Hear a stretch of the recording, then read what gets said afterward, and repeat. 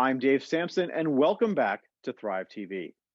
This week, top technology executives from SolarWinds, FireEye, Microsoft, and CrowdStrike testified before the U.S. Senate Intelligence Committee regarding the widely discussed SolarWinds breach.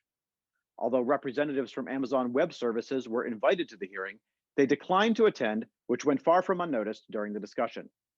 At the core of the hearing was the reality of supply chain-based exploits and also the need for formal process when hacks and data breaches occur, including mandatory reporting. We will add the link to the entire hearing below. Cybersecurity and cyber defense will be at the forefront of government policy for years to come. The US Department of Homeland Security intends to face cyber threats head on, including an increase in focused spending through FEMA grants and the US Secret Service's Cyber Fraud Task Force cracking down on ransomware, given the continued significant impact on critical organizations, including healthcare institutions.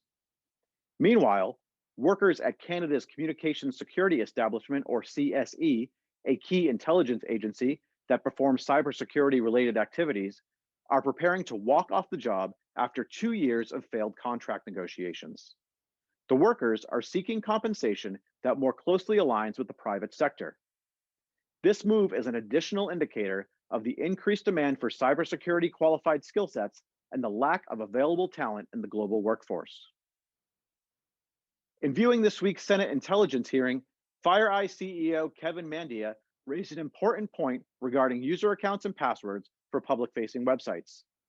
Specifically, Mandia pointed out that in many organizations, users may be using their company email account for other platforms like Amazon and are likely also using similar passwords. One other way we're seeing these attackers break in is what's called password spraying. They're just popping passphrases they got from some breach over here, and they're recognized. If you think about it, all of us probably have Amazon accounts, we have Microsoft accounts, we have Google, whatever we're using.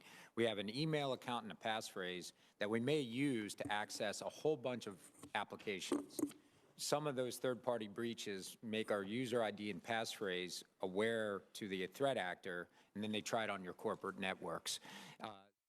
The use of password spraying is one more concrete reason to implement multi-factor authentication to validate the identities of users accessing your corporate data. We are always happy to join the discussion, so please do not hesitate to reach out to learn more about best practices. Make sure to check out the links below for more information on today's stories, and we highly encourage you to take the time to watch and learn more from this week's U.S. Senate Intelligence Committee hearing. I'm Dave Sampson for ThriveTV. Thanks for joining us.